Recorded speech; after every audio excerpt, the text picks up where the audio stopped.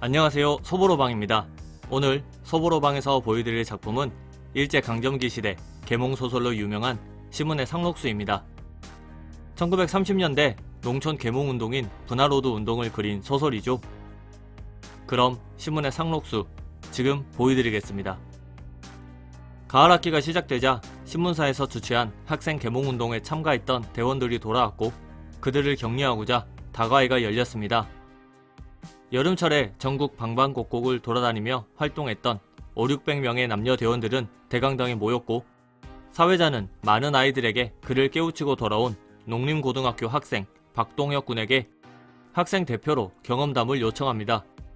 기골이 장대한 그는 계몽하러 간 곳의 열악한 상황에 대한 이야기를 하며 모두 힘을 합쳐 농촌을 계몽하자는 이야기를 했고 뒤이어 발언한 여자대원 중 가장 좋은 성과를 낸 여자 신학교 학생 최영신 양은 그의 말에 동조하죠. 행사가 끝나고 돌아가는 길 동혁은 영신과 동행했습니다. 영신은 기숙사로 가려 했지만 시간이 늦어 여자 기독교 연합회 총무로 있는 백현경 선생님 댁에 하루 신세를 지기로 했고 동혁은 그녀를 데려다 줍니다. 백현경 선생은 조선사회에서 모르는 사람이 없을 정도로 유명한 사람으로 세계 일주를 마친 뒤 농촌 사업을 하며 강연 및 저술 활동을 하고 있는 사람이었죠. 며칠 뒤 영신으로부터 편지가 왔습니다. 토요일 백선생 집에서 농촌운동에 뜻을 둔 사람들이 모여 토론을 하니 동혁에게 와달라는 초대장이었죠. 그는 토론회에 참석합니다만 그들의 토론이 마음에 들지 않았습니다. 농촌의 처절한 현실을 모른 채 낭만에 빠져 상상만으로 농촌운동을 생각하고 있다며 그들을 비판하죠. 동혁과 영신은 모임에서 빠져나왔고 둘은 산책을 하며 자신들의 생각을 공유합니다. 어려운 집안 사정에서 공부를 하고 있던 둘은 공부보다 더 중요한 농촌 계몽운동에 힘쓰자는 다짐을 하죠. 동혁은 고향인 항곡리로, 영신은 기독교 청년회 특파로 청소골로 향했습니다. 고향으로 온 동혁은 아버지 일을 도우며 청년들과 함께 농우회를 만들었고 계몽 사업에 대해 영신과도 자주 편지를 주고받으며 의견을 나눴습니다. 어느 날 동혁은 뜻밖의 편지를 받게 됩니다. 영신이 건강이 쇠약해져 며칠 동안 쉬기로 했다며 동혁이 있는 항곡리로가 사업들에 대해 배워가고 싶다는 편지였죠. 동혁은 바닷가에 영신이 거처할 만한 집을 구하고 그녀를 맞이합니다. 영신은 농우회 주관으로 아침부터 체조를 하고 노래를 부르며 힘차게 하루를 준비하는 모습과 공동론을 만들어 함께 농사를 하는 모습, 농우회 회원들이 술을 끊고 절약하는 모습 등 많은 것들을 보고 느낍니다. 수다쟁이지만 친근한 농우회원 건배의 집에 가 점심도 대접받으며 건배의 아내와 친분을 쌓기도 하고 농우회를 도와주는 강기만이라는 사람에 대해서도 듣게 됩니다. 강기만은 고리대금 업자인 강도사의 아들로 농사꾼들의 고열을 짜내는 아버지나 형 강기천과는 다르게 농민들을 도와주고 있었죠. 영신은 일요일 농우회에 참석해 발언을 하기도 합니다. 이때 영신의 발언을 들은 마을 안악들은 자신들도 힘이 될 수 있다는 것을 느끼고 영신의 주도로 건배의 아내를 회장격으로 추천해 항곡리 부인 근로회를 만들기도 하죠. 영신이 떠나기 전날 밤 해변에서 영신은 동혁을 생각하며 하나님께 그를 사랑해도 될런지 기도를 올립니다. 그때 동혁이 나타나죠. 동혁은 부모님께 영신은 헐어머니께 혼인 문제로 잔소리를 들어왔었기 때문에 둘은 혼인에 대한 이야기를 합니다. 영신은 어렸을 적 부모님이 정해놓은 약혼자가 있지만 동혁이 좋다면 동혁과 혼인하겠다 하죠. 둘은 혼인을 약속하지만 서로 농촌에서의 사업이 우선이라 생각했기 때문에 3년간 사업을 열심히 해 기틀을 닦은 뒤 혼인을 하자고 다짐하고 바닷소리를 들으며 입을 맞춥니다. 영신은 청소골로 돌아와 예배당에서 아이들을 가르쳤습니다. 예배당이 매우 낡았고 학교가 필요했지만 워낙 가난한 동네라 학교를 짓는 일은 꿈만 같은 것이었죠. 그래서 영신은 열심히 부잣집에 기부금을 모으러 다녔습니다.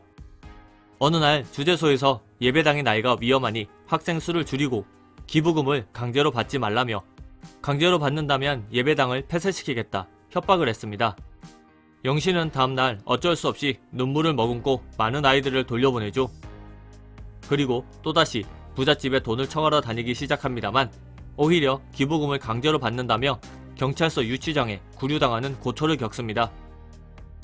한편 동혁은 농우회원들과 함께 노력하여 한곡리 한복판에 농우회관을 지었습니다. 농우회원들은 마음만 먹으면 뭐든지 할 수 있다는 자신감을 가지게 되었고 돈을 지원해준 기만 역시 내심 좋아하죠. 그때 기만의 형 기천이 동혁을 찾습니다. 기천은 진흥회를 만들려고 하는데 진흥회 회관이 없다며 농우회관을 자신에게 팔지 않겠느냐 제안합니다. 동혁은 단칼에 거절하며 기천의 집을 뛰쳐나오죠. 웬만한 사람들은 기천에게 빚을 지고 있었지만 동혁은 빚을 지고 있지 않았기 때문에 기천이 어떻게 할 방법이 없었죠. 기천은 동혁을 골치 아파합니다. 청석골 마을 사람들은 영신이 자신들을 위해 애쓰는 걸 보고 개인적으로 저축한 돈을 영신에게 기부했습니다. 학교를 만들자는 이유에서였죠. 영신은 그들의 정성에 감동받고 학교를 짓기 위해 동분서주합니다. 부족한 돈이었지만 목수를 구해 직접 노동을 하면서 학교를 짓습니다. 완공되기 닷새 전 동혁에게 꼭 와달라 편지를 했지만 이튿날 영신은 모친이 위독하다는 정보를 받고 고향으로 향합니다. 하지만 모친은 위독한 것이 아니었고 영신의 약혼자였던 김정근이라는 사람과 모친이 함께 영신을 부른 것이었죠. 영신은 김정근에게 자신의 안위만을 생각하는 이기주의자는 싫다며 자신은 결혼할 사람이 있다 말하고 다시 돌아옵니다. 영신은 돌아와 버스값이 없어 이틀이나 걸어서 청석골로 온 동혁을 만납니다. 하지만 꿈에 그리던 낙성식, 영신은 교탁에 서서 발언을 하다 정신을 잃고 고꾸라집니다. 영신은 얼마 뒤 정신을 차렸고 동혁은 영신이 맹장염에 걸린 걸 알게 됩니다. 영신은 동혁의 도움으로 읍내애가 수술을 받고 병원에 입원합니다. 동혁은 다시 재발할 수 있으니 조심하라는 의사의 말을 듣고 영신을 돌봐주지만 동생 동화에게서 편지가 와 영신을 두고 한곡리로 돌아갑니다. 한곡리로 돌아온 동혁은 동화에게서 기천의 만행을 듣습니다. 기천은 건배를 매수했고 건배는 기천을 농우회 회원으로 가입시키고 회장으로까지 추대한 것이었죠. 농우회 회원 절반이 기천에게 빚을 진 상태였기 때문에 투표에서 기천이 이길 수밖에 없었습니다. 동혁은 수년간의 노력이 들어간 농우회관을 기천에게 그냥 빼앗길 수 없어 농우회원들의 빚이라도 갚아줘야겠다 생각하죠. 동혁은 건배를 만나러 갔고 건배는 동혁에게 굶는 가족들 이야기를 하며 눈물의 사죄를 합니다. 동혁은 농우회원들과 함께 농사하며 모은 돈을 가지고 강기천을 만나러 갑니다. 기천에게 술을 계속 권하며 술을 꽤나 마신 뒤 동혁은 기천에게 협상을 시도합니다. 농우회원들 중 혈기왕성한 사람이 기천에게 불만이 꽤 많아 이를 무마하려는데 자신이 가져온 돈으로 그들의 빚을 갚아준다면 자신이 그들을 타일러 보겠다는 이야기였죠. 기천은 본전밖에 안 되는 돈을 보고 거절하려 했으나 결국 수락합니다. 그 뒤로 동네의 인심은 동혁에게 쏠렸습니다. 시간이 지나고 농우회관에서 진흥회가 열렸습니다. 투표를 통해 회장을 뽑았고 강기천이 회장으로 뽑혔죠. 동화는 이를 참지 못하고 난동을 피우다가 쫓겨납니다. 회의가 끝날 무렵 동혁은 진흥회 회장인 강기천이 농민들의 고열을 뽑아먹는 고리 대금업을 그만둘 것을 요청하며 공개적으로 망신을 줍니다. 밤늦은 시간 동화는 분을 이기지 못하고 농우회관에 불을 지르려 하지만 이를 눈치챈 동혁이 그를 막습니다. 그때 이 모습을 마을 사람에게 들켰고 동화는 도망을 가죠. 동혁은 동화가 도망간 것을 알 거란 이유로 경찰서에 끌려갑니다. 한편 영신은 퇴원을 한 뒤 백선생의 도움으로 유학길에 오를 수 있게 되었습니다. 조금 더 배우고 와야겠다는 생각을 했기 때문이죠. 그녀는 동혁에게 연락을 했지만 한동안 연락이 되지 않아 직접 한곡리로 와 동혁의 소식을 듣고 경찰서에 가 그를 만납니다. 동혁은 금방 나갈 거라며 영신에게 건강이 최우선이라는 이야기를 하죠. 영신은 일본으로 유학을 하러 갑니다만 적응을 하지 못한 채 점점 수척해져 갔습니다. 결국 각기병에 걸렸고 복부의 수술도 재발할 징조가 보여 다시 한국으로 돌아오게 됩니다. 청석골로 돌아온 영신은 반가워하는 아이들을 보고 기운을 차려 다시 교편을 잡게 됩니다. 약을 쓸 형편이 되지 못했고 몸은 더욱더 쇠약해져 갔습니다. 얼마 지나지 않아 영신은 또 쓰러집니다. 의사가 왔지만 워낙 허약해진 몸이라 제대로 손쓰지도 못했습니다.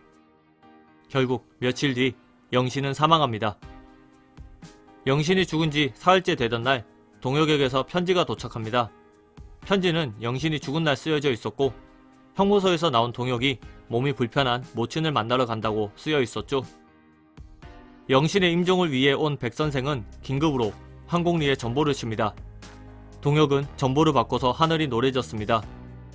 그는 긴급히 청소골로가 영신의 관을 붙잡고 울음을 터뜨립니다. 그는 허무함에 빠지지만 영신의 뜻을 이어 농촌을 위해 계속 일하는 것이 의미 있다 생각하죠. 장례를 끝마치고 황공리로 온 동혁은 기천이 죽었다는 소식을 듣습니다. 매독에 걸린 그는 민간요법으로 수은을 마시다 수은 중독으로 죽은 것이죠. 긴 겨울이 지나 다시 봄이 찾아왔고 동혁은 다시 기운을 내 일을 시작합니다.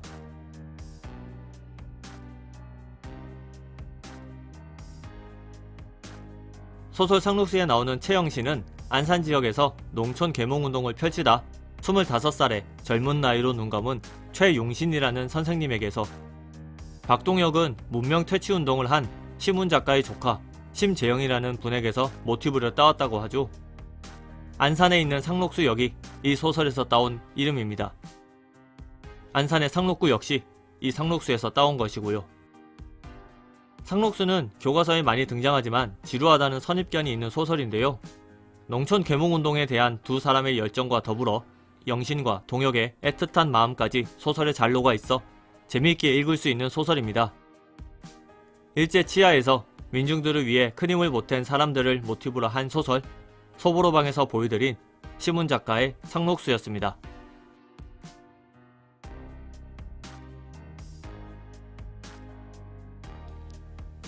영상이 마음에 드셨다면 좋아요, 구독 버튼을 눌러주세요. 감사합니다.